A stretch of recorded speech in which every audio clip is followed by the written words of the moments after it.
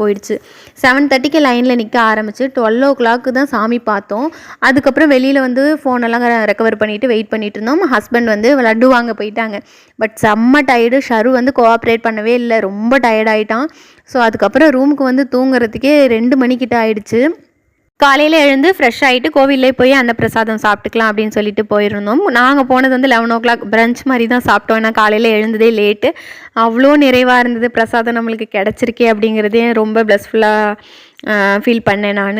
அதுக்கப்புறம் கோயிலோட வெளியிலலாம் வந்து சுற்றி பார்த்துட்டு இருந்தோம். ஏன்னா நைட் டைமில் எங்களுக்கு தரிசனம் இருந்ததுனால நாங்கள் கோயிலோட வெளி சைடு எதுவுமே சுற்றி பார்க்கல. ஸோ காலையில் எங்களுக்கு கொஞ்சம் டைம் இருந்தது. ஏன்னா மதியம் தான் ட்ரெயினுக்கு வந்து ரிட்டன் டிக்கெட் புக் பண்ணியிருந்தோம். ஸோ மதியம் வரையும் டைம் இருக்குதுன்னு சொல்லிட்டு வெளியிலலாம் ஃபுல்லாக சுற்றி பார்த்துட்டு இருந்தோம்.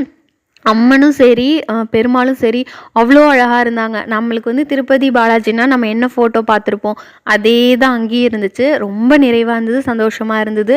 அதுக்கப்புறம் அதே பஸ்ஸுக்கு வந்து இறங்கி வந்துட்டு கீழே ட்ரெயின் ஏறிட்டோம். கரெக்டாக 9:30க்கு திருப்பூர் ரீச் ஆகும்னு சொல்லியிருந்தாங்க. பட் பயங்கர லேட்டு, 10:45 ஆகிடுச்சு. மழையும் பயங்கரமாக வந்துருச்சு. எப்படியோ கஷ்டப்பட்டு வீடு வந்து சேர்ந்தோம்.